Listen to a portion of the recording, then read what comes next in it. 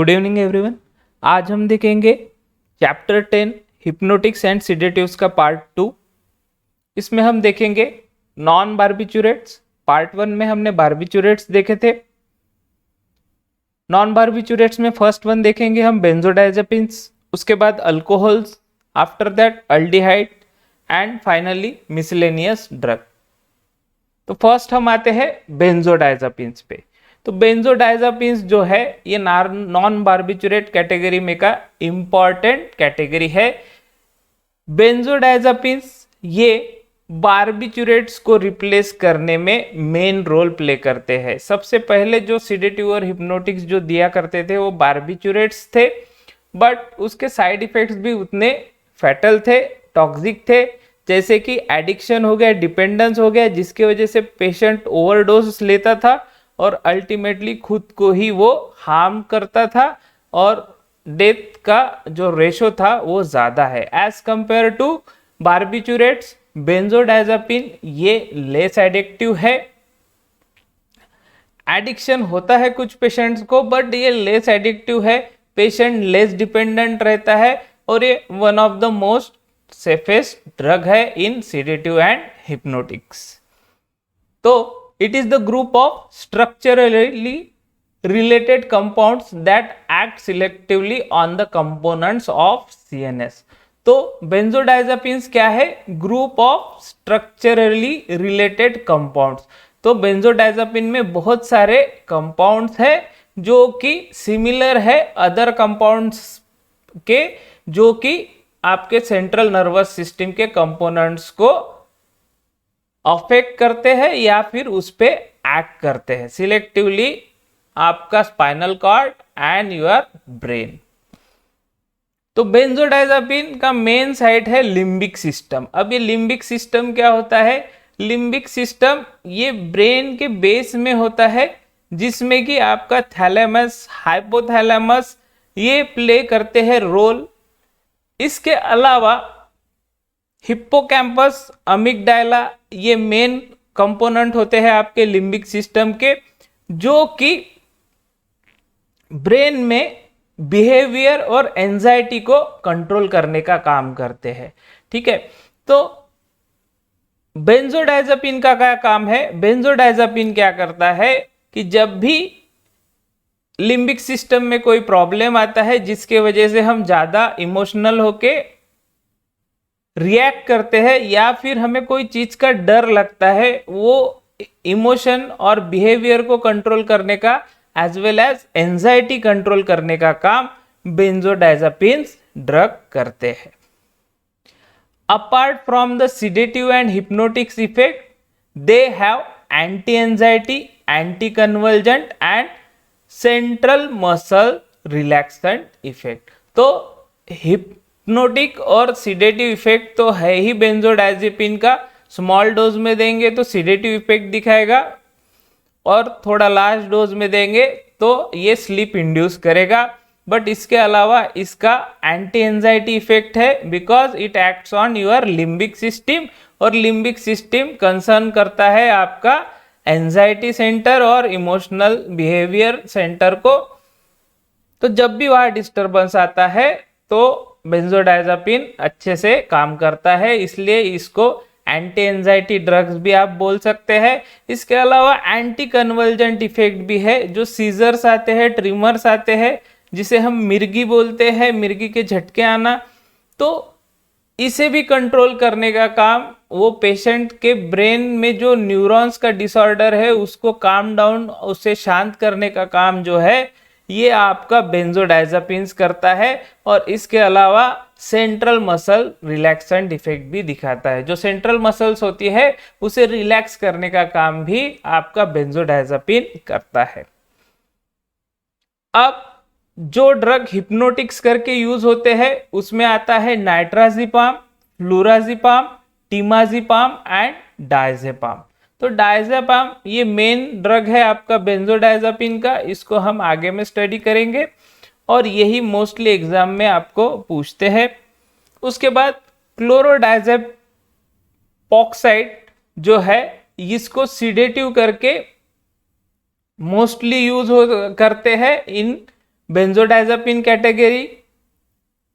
उसके अलावा डायजापिन and clonazepam जो है इसको एंटी कन्वर्जेंट करके यूज करते हैं विथ अदर ड्रग्स और इंडिविजुअली। तो हमने जैसा कि बोला था डायजापाम ये मेन ड्रग है आपका बेंजोडाइजापिन कैटेगरी का, और यही मोस्टली पूछते हैं। तो डायजापाम क्या करता है ये हम देखते हैं। तो डायजापाम produce sedation, reduce aggressiveness and दस कॉजेस ट्रैंक्विलिटी ऑफ माइंड। तो डायजापाम जो है ये सिडेशन प्रोड्यूस करता है, मींस काल्मिंग इफेक्ट देता है, आपके इमोशन और बिहेवियर में जो अग्रेसिवनेस है उसको कम करता है, अल्टीमेटली दिमाग को शांत करने का काम ये करता है। It increases total sleep time and impart sense of deep और रिफ्रेश स्लीप। तो डायजापाम जिसे भी हम देते हैं तो वो पेशेंट का स्लीप टाइम को बढ़ाता है। इसके अलावा इतना डीप स्लीप देता है कि जब वो पेशेंट उठता है नेक्स्ट डे तो उसे रिफ्रेशिंग लगता है, रिफ्रेशिंग स्लीप उसे मिलती है। It increases seizure threshold and act as an anti convergent. तो ये तो हो गया सिडेशन का part, but as an anti convergent ये क्या करता है कि सीजर का थ्रेशोल्ड बढ़ा देता है। थ्रेशोल्ड बढ़ाना मीन्स अगर सीजर की लेवल 1 है तो ये उसको 2 पे लेके जाता है, जिसके वजह से पेशेंट को सीजर नहीं आते और ट्रिमर नहीं आते या फिर मिर्गी के झटके नहीं आते हैं। ठीक है। It given parentally block conversion induced by chemical and electrical stimuli in animal. तो ह्यूमंस में तो ये एंटी कन्वर्जेंट करके एक्ट करता है डायजापाम, बट एनिमल्स में भी ये एज अ एंटी कन्वर्जेंट करके एक्ट करता है। जब भी एनिमल्स को केमिकली या इलेक्ट्रिकल स्टिमुलाई से सीजर आने लगते हैं या फिर कन्वर्जन आता है, मिर्गी जैसा झटका आता है, तब ऐसे एनिमल्स को हम डायजापाम देते हैं पैरेंटरली, जिसकी वजह से उनको जो chemically and electrically induced stimuli मिला है कन्वर्जन का वो शांत हो जाता है, एनिमल काम डाउन हो जाता है और उसे एंटी कन्वर्जेंट इफेक्ट मिलता है। It has central muscle relaxant action. तो जैसा कि मैंने बेंजोडाइजापिन का बोला ही था कि सेंट्रल मसल रिलैक्सेंट इफेक्ट इसका है, तो डायजापाम का तो वो है ही। ठीक है। तो सेंट्रल मसल रिलैक्सेंट एक्शन भी डायजापाम का है। तो अगर आपको डायजापाम पूछते हैं तो आप शॉर्ट नोट्स में इतना लिख सकते हैं। इसके अलावा डायजापाम में आप लिम्बिक सिस्टम पे एक्ट कर सकता है, ये भी उसमें इंक्लूड कर सकते हैं। इसके बाद आते हैं हम adverse effect of your benzodiazepine. Hypnotic dose of benzodiazepine can cause lightheadedness, motor incoordination, ataxia, impairment of mental and psychomotor function, confuse and dry mouth. तो हिप्नोटिक डोज जो भी पेशेंट को हम देते हैं डायजापिन का, जब भी वो पेशेंट नींद से उठता है तो उसे लाइट हेडनेस लगता है, मीन्स सिर जो है वो हल्का हल्का लगने लगता है। मोटर इनकोऑर्डिनेशन उसमें आता है, मीन्स वो सीधा नहीं चल पाता है, थोड़ा सा बैलेंस उसमें बिगड़ जाता है। अटैक्सिया, सेम मोटर इनकोऑर्डिनेशन को ही सेकंड नाम है अटैक्सिया। उसके बाद impairment of mental and psychomotor function, जो कॉन्शियसली हमें फंक्शन करना चाहिए, जैसा कि कहीं पे हम बैठे हुए हैं तो हमें उठना है, तो हमें ऐसे फंक्शंस में भी तकलीफ जाता है जब हम हिप्नोटिक डोज लेते हैं बेंजोडाइजापिन्स का। या फिर हमें कभी कोई चीज उठाना है तो हमारा बैलेंस नहीं रह पाता है और हम थोड़ा लड़खड़ा जाते हैं due to benzodiazepine hypnotic dose. उसके बाद कंफ्यूजन रहता है हमें और हमारा माउथ जो होता है वो ड्राई होता है। हमें कितना भी पानी पिएंगे तो भी हमारे माउथ में ड्राइनेस फील होता है, जिसके वजह से एक थोड़ा अनईजी फीलिंग हमें आता है। उसके बाद रिलेटिव कॉमन साइड इफेक्ट क्या है, उसमें आता है वीकनेस। बेंजोडाइजापिन लेने के वजह से एक थोड़ा सा वीकनेस जैसा आता है हमें। उसके बाद vertigo, vertigo means same, balance बिगड़ जाता है हमारा, थोड़ा घूमे जैसा लगता है हमको, सर चकरा जाता है। ब्लर्ड विजन मीन्स हमें धुंधला सा दिखने लगता है। उसके बाद जॉइंट पेन्स हो गया, वोमिटिंग हो गया, इपीगैस्ट्रिक डिस्ट्रेस हो गया, मीन्स आपके अपर एब्डोमेन में थोड़ा दर्द होना या फिर आपको डायरिया जैसा लगना, ऐसा थोड़े इश्यूज आपके बेंजोडाइजापिन्स के वजह से होते हैं। तो ये कॉमन साइड इफेक्ट्स है आपके बेंजोडाइजापिन्स के। इसके अलावा जैसा कि मैंने पहले भी बोला था, benzodiazepines are relatively safer drugs and even large dosage are rarely fatal. तो बेंजोडाइजापिन जो है ये वन ऑफ द मोस्ट, और आप बोल सकते हैं कि हिप्नोटिक्स एंड सिडेटिव्स में सबसे प्रिस्क्राइब करने वाला कैटेगरी है बेंजोडाइजापिन, जिसने बार्बिचुरेट्स को रिप्लेस किया था। ये भी एक रीज़न है। इसके अलावा दूसरा रीज़न है कि ये एडिक्शन बहुत ही कम और नहीं के बराबर प्रोड्यूस करता है। जो भी पेशेंट इसको लेता है उसे एडिक्शन या डिपेंडेंस नहीं रहता है। इसके अलावा थर्ड जो मेन रीज़न है कि बार्बिचुरेट्स का एंटीडोट नहीं था। ठीक है, अगर बार्बिचुरेट का टॉक्सिसिटी होता है तो उसका एंटीडोट नहीं था, बट बेंजोडाइजापिन का ऐसा रेयरली होता है क्योंकि ये सेफर कैटेगरी में आता है और लार्ज डोज लेने पर भी इसके इफेक्ट जो है इतने फैटल नहीं होते, इतने टॉक्सिक नहीं होते। तो ये हो गया हमारा बेंजोडाइजापिन का एडवर्स इफेक्ट्स। अब हम देखते हैं थेरापेटिक यूजेस, ऑलरेडी हम डिस्कस कर चुके हैं, तो हम एक बार और देख लेते हैं। In addition to sedative and hypnotics effect, benzodiazepine are use therapeutically as anti anxiety, anti convergent, muscles relaxant, pre-anesthetic medication and in anesthesia।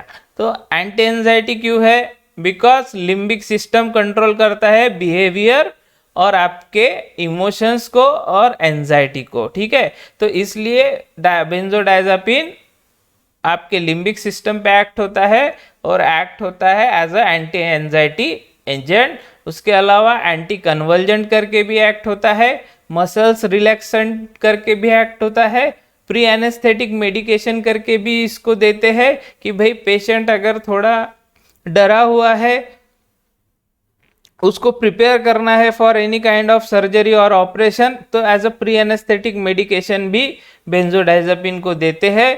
और इन सम केसेस एनेस्थेशिया करके भी बेंजोडाइजापिन्स को देते हैं। तो ये हो गए इसके थेरापेटिक यूजेस। अब आते हैं हम नेक्स्ट कैटेगरी अल्कोहल्स। तो अल्कोहल्स में आता है well known examples of chloral hydrate. ये वेल नोन एग्जांपल क्यों है? क्लोरल हाइड्रेट बहुत ही पुराना सिडेटिव एंड हिप्नोटिक ड्रग है। ये before the establishment of FDA ये क्लोरल हाइड्रेट को ही प्रिस्क्राइब करते थे as a sedative and hypnotics. इसे गॉडफादर ड्रग भी बोलते हैं। बट ड्यू टू जब से आपका ड्रग एंड कॉस्मेटिक एक्ट आया, तब से क्लोरल हाइड्रेट को क्लिनिकल ट्रायल्स के लिए भेजा गया। उसके बाद क्लोरल हाइड्रेट्स के जब क्लिनिकल ट्रायल्स पॉजिटिव आए, उसके बाद इसको प्रिस्क्राइब करना चालू किया गया। The principal effect of chloral hydrate in small dose is sedation. तो जैसा कि हमने देखा है कि सभी ड्रग जो है आपके सेडेटिव एंड हिप्नोटिक्स कैटेगरी के, तो स्मॉल डोज में अगर हम कोई भी ड्रग को देते हैं तो वो सिडेशन प्रोड्यूस करता है, और a slightly larger dose like 1 gram at bed time result in sleep, means hypnosis produce करता है। तो क्लोरल हाइड्रेट सिडेशन और हिप्नोटिक इफेक्ट दोनों प्रोड्यूस करता है। स्मॉल डोज में सिडेशन, और अगर हम 1 ग्राम डोज देते हैं एट बेड टाइम तो ये स्लीप इंड्यूस करता है, अल्टीमेटली हिप्नोसिस करता है। On oral administration, sleep is induced within 1 hour and continue for 4 to 5 hour or longer। तो जब भी हम इसको ओरली एडमिनिस्ट्रेट करते हैं तो स्लीप हमें 1 घंटे के अंदर आ जाता है, जो कि 4 से 5 या फिर उससे ज़्यादा भी देर तक रहती है। The drug facilitates sleep induction but does not affect sleep maintenance significantly।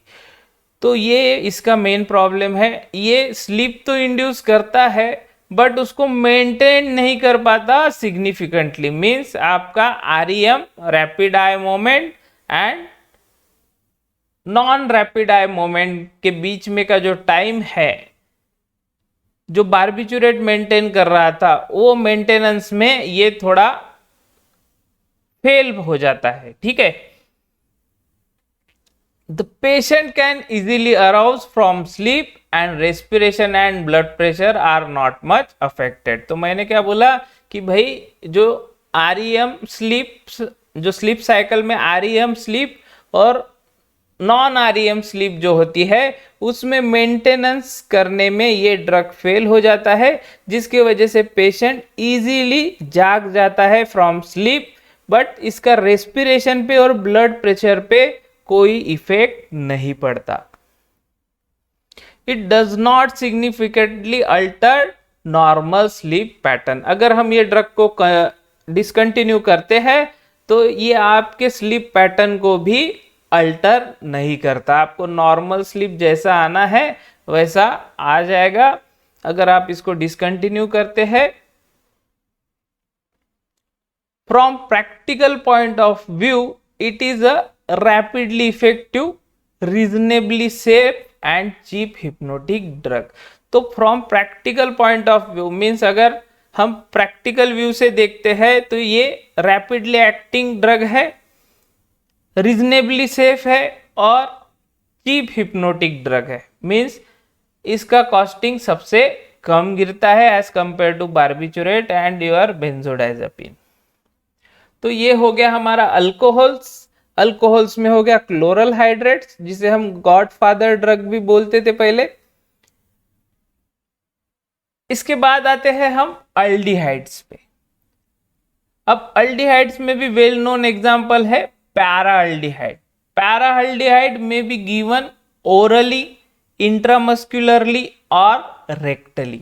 ठीक है, तो इसे ओरली भी एडमिनिस्टर करते हैं, इंट्रामस्कुलरली भी इंजेक्शन कर सकते हैं, या फिर रेक्टल रूट से भी आप इसको इंजेक्ट करते हैं वाया सपोजिटरीज और बेसरीज जो भी है, उससे रेक्टल रूट से आप पैराअल्डिहाइड को दे सकते हैं। It is a safe hypnotic not prone to depress cardiac function. तो ये सेफ हिप्नोटिक ड्रग है और ये डिप्रेस नहीं करता आपके कार्डियक फंक्शन को, मीन्स हार्ट रेट कम नहीं करता, बीपी लो नहीं करता, तो कार्डियोवास्कुलर सिस्टम पे इसका इफेक्ट नहीं होता है और सेफ हिप्नोटिक ड्रग है। It produce hypnosis in 15 minute which may last for 4 to 8 hours. यानी ये भी बहुत अच्छा ड्रग है कि भाई 15 मिनट के अंदर आपको नींद आ जाता है अगर आप पैराअल्डिहाइड को कंज्यूम करते हैं, और पेशेंट पैराअल्डिहाइड को कंज्यूम करता है, और इसका जो स्लीप इंडक्शन है वो लास्ट फॉर 4 to 8 आवर, यानी अच्छा खासा नींद ये प्रोड्यूस करता है। The mechanism of action of paraldehyde is unknown. अब इसका मैकेनिज्म ऑफ एक्शन जो है क्या है एक्चुअल पैराअल्डिहाइड का, ये अननोन है, बट मोस्टली जो ड्रग है आपके सिडेटिव एंड हिप्नोटिक्स ये गाबा रिसेप्टर पे एक्ट करते हैं, जिसकी वजह से आपको सिडेशन या हिप्नोसिस आता है। It's sedative and hypnotic property may be affect in suppressing the withdrawal symptom of alcohol, narcotics and barbiturates. तो क्या बोला है कि भाई इसके सीडेटिव एंड हिप्नोटिक प्रॉपर्टी जो है ये इफेक्टिव है in suppressing the withdrawal symptoms of alcohol, narcotics and barbiturate. इससे पहले जो कोई भी पेशेंट अल्कोहल ले रहा है या फिर नार्कोटिक्स ले रहा है या फिर बार्बिचुरेट्स ले रहा है, उसका एडिक्शन हो चुका है या फिर उस पर डिपेंड रहता है, उनको उससे छुटकारा पाने के लिए ये ड्रग यूज कर सकते हैं। ये इफेक्टिव है in such kind of patient to produce sedative and hypnotic properties as well as suppressing the withdrawal symptoms. Withdrawal symptoms means जैसा कि कोई वायलेंट होता है या फिर कोई सुसाइड करने का ये करता है, तो उसे काम डाउन करने के लिए भी ये ड्रग एक अल्टरनेटिव है, बेस्ट ऑप्शन है पैराअल्डिहाइड। इसके बाद it may also be use to control seizure arising from tetanus. Tetanus bacterial infection होता है जिसमें मसल स्पाज्म होता है, मसल स्पाज्म स्पेशली जॉज में होता है। तो ऐसे टाइप के जो बैक्टीरियल इन्फेक्शन है लाइक टिटेनस हो गया, पॉइजन्स हो गया, स्टेटस इपिलेप्टिकस, इसमें जो है जब सीजर्स होते हैं मीन्स मिर्गी के दौरे बोल सकते हैं या फिर आपका बॉडी जो है ये हिलने लगता है ड्यू टू ब्रेन इंजुरी और ब्रेन डैमेज, तो उसको कंट्रोल करने का भी काम ये पैराअल्डिहाइड करता है। तो सीजर्स को कंट्रोल करने का काम करता है। तो टिटेनस में क्या होता है, बैक्टीरियल इन्फेक्शन होता है जो कि आपके बॉडी में मसल स्पाज्म प्रोड्यूस करता है। इसके अलावा पूरे बॉडी में मसल स्पाज्म प्रोड्यूस करता है जिसकी वजह से आपकी बॉडी जो है ये हिलने लगती है, शिवरिंग करने लगती है। उसके बाद अगर कोई पेशेंट पॉइजन कंज्यूम करता है और अगर वो ब्रेन तक पहुंच गया है और वहाँ के न्यूरोनल कोऑर्डिनेशन को बिगाड़ता है, तो उसकी वजह से जो सीजर्स आते हैं उसको भी कंट्रोल करने में पैराअल्डिहाइड इफेक्टिव है। और स्टेटस इपिलेप्टिकस ये जो है ये भी कन्वर्जन का टाइप है। इसमें क्या होता है कि पेशेंट को 5 मिनट का सीजर का अटैक आता है, चाहे वो एक हो या फिर विद इन 5 मिनट उसे बहुत बार सीजर का अटैक आता है और ये लाइफ थ्रेटनिंग होता है जिसमें पेशेंट का डेथ होने का चांस होता है। तो ऐसे डेंजरस कंडीशन में भी आपका पैराअल्डिहाइड बहुत अच्छे से काम करता है to control seizure arising from that tetanus, poisons and status epilepticus. इसके बाद हम आते हैं मिसेलेनियस ड्रग जिसमें आता है हायोसिन। हायोसिन ये ड्रग यूज होता है, it is use to prevent motion sickness by its sedative action and is very effective. ठीक है, तो कोई पेशेंट को मोशन सिकनेस का प्रॉब्लम होता है, मीन्स उल्टिया, वोमिटिंग, नोशिया, वर्टिगो आना चालू हो जाता है। तो ऐसे पेशेंट को काम डाउन करने के लिए मीन्स थोड़ा सा रिलैक्स करने के लिए हायोसिन देते हैं जिसमें सीडेटिव इफेक्ट होता है और बहुत ही इफेक्टिव वो होता है। तो हायोसिन मोस्टली मोशन सिकनेस का प्रॉब्लम जिसे होता है, जिसे डर लगता है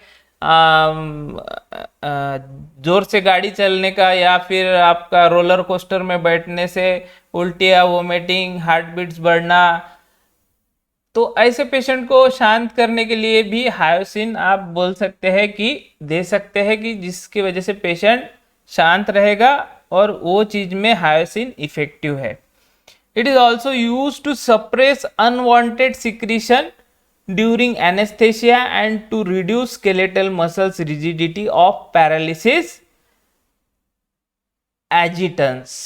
ठीक है, तो पहला पार्ट देख लेते हैं। It is also use to suppress unwanted secretion. जो अनवांटेड सिक्रीशन है, अभी अनवांटेड सिक्रीशन कौन से है, मोस्टली जनरल एनेस्थेशिया में हमने देखा था कि जब सर्जरी होती है तो सर्जरी में आपका रेस्पिरेटरी ट्रैक में म्यूकस सिक्रीशन होता है, तो ऐसे म्यूकस सिक्रीशन हमें ज़रूरत नहीं होता है ड्यूरिंग सर्जरी, क्योंकि उसकी वजह से हमारा रेस्पिरेशन में प्रॉब्लम आता है। तो ऐसे अनवांटेड सिक्रीशन को सप्रेस करने का काम भी जो है ड्यूरिंग एनेस्थेशिया ये आपका हायोसिन करता है। इसके अलावा to reduce skeletal muscles rigidity of paralysis agitans. अब ये पैरालिसिस एजिटेंस क्या है, इसे हम बोलते हैं सिजोप्रेनिया। अब ये सिजोप्रेनिया में क्या होता है, schizophrenia nothing but a mental disorder. ये भी एक मेंटल डिसऑर्डर है जिसमें पेशेंट जो है ये सीधे से चल नहीं पाता, इसके जो स्केलेटल मसल्स है इसमें एक काइंड ऑफ रिजिडिटी आ जाती है। तो ये रिजिडिटी की वजह से पेशेंट जो है ये अच्छे से चल नहीं पाता, अच्छे से मूवमेंट नहीं कर पाता। तो ऐसे पेशेंट में भी हायोसिन जो है ये अच्छा काम करता है to reduce their skeletal muscles rigidity. Means schizophrenia में भी ये स्केलेटल मसल रिजिडिटी रिड्यूस करने के काम में अच्छा आता है। उसके बाद आते हैं although sedative, hyoscine have no analgesic action and stimulate rather than depress respiration. ठीक है, तो आपका जो हायोसिन है ये सीडेटिव है। ठीक है, सीडेटिव मीन सीएनएस डिप्रेसेंट। अब सीएनएस डिप्रेसेंट इससे पहले भी हम पढ़ चुके हैं। जो सीएनएस डिप्रेस करता है तो आपके ब्रेन में वेरियस सेंटर है, मैंने बोला था, और फाइनल जो सेंटर है मेडुला ऑब्लंगाटा जहाँ रेस्पिरेटरी सेंटर है। तो रेस्पिरेटरी सेंटर को भी हायोसिन ने डिप्रेस करना चाहिए था। ठीक है, बट इसका उल्टा हायोसिन करता है। हायोसिन क्या करता है, मेडुला ऑब्लंगाटा पे एक्ट नहीं करता है, उल्टा ये रेस्पिरेशन को स्टिमुलेट करता है। ठीक है, रेस्पिरेशन को डिप्रेस करने की जगह ये रेस्पिरेशन को स्टिमुलेट करता है। तो रेस्पिरेशन का जो इशू है ये हायोसिन में नहीं दिखता है। ठीक है, इसके अलावा इसमें एनाल्जेसिक एक्शन नहीं है। एनाल्जेसिक एक्शन मीन्स अगर किसी को पेन हो रहा है और उसको आप हायोसिन दे रहे हैं तो उसका पेन कम नहीं होगा। तो ये नॉन एनाल्जेसिक इन एक्शन है। अब इसके साइड इफेक्ट्स देख लेते हैं। तो ध्यान में रखिएगा, हायोसिन ही एक ऐसा ड्रग है जो कि रेस्पिरेशन को डिप्रेस नहीं करता बल्कि स्टिमुलेट करता है। ठीक है, बाकी जितने भी ड्रग है वो रेस्पिरेटरी सेंटर पे स्पेशली मेडुला ऑब्लंगाटा पे एक्ट होके आपके रेस्पिरेशन को कम करते हैं, डिप्रेस करते हैं, और ओवरडोज हो गया तो अल्टीमेटली रेस्पिरेटरी कोलैप्स होता है और पेशेंट का डेथ होता है। तो ये एक एक्सेप्शनल प्रोडक्ट है हायोसिन, जो कि रेस्पिरेशन को डिप्रेस नहीं करता बल्कि स्टिमुलेट करता है। उसके बाद हम देखते हैं साइड इफेक्ट क्या है। तो side effect same unwanted antimuscarinic like action जैसे होते हैं। मीन्स अब ये एंटीमस्कैरिनिक क्या होते हैं ये हम आगे के चैप्टर में पढ़ेंगे ऑटोनॉमिक नर्वस सिस्टम में, और आप इसको एंटीकोलिनर्जिक ड्रग के जो साइड इफेक्ट्स होते हैं वैसे ही इसके साइड इफेक्ट होते हैं। तो इसमें आता है ड्राई माउथ, मीन्स आपका माउथ जो है ये ड्राई होता है। Loss of accommodation, loss of accommodation में जो है आपका विजन जो है ultimately means blur kind of होता है, आपको पास की चीज भी बराबर दिखती नहीं है। इसके बाद डिफिकल्टी इन मिक्चुरेशन और डिफिकल्टी इन यूरिनेशन, तो ये इसके हायोसिन के साइड इफेक्ट है। अगर ओवरडोज होता है या फिर कंटिन्यूसली आप ले रहे हैं और अकोमुलेट हो रहा है वो ड्रग आपके बॉडी में, तो तभी ये इफेक्ट आपको ज्यादा दिखते हैं। यहाँ पे हम हमारा chapter number 10 hypnotics and sedatives खत्म कर रहे हैं। If you like the video then like share and subscribe my channel, और नोटिफिकेशन के लिए बेल आइकॉन को दबाना मत भूलिए। Thanks for watching. Good night. God bless you.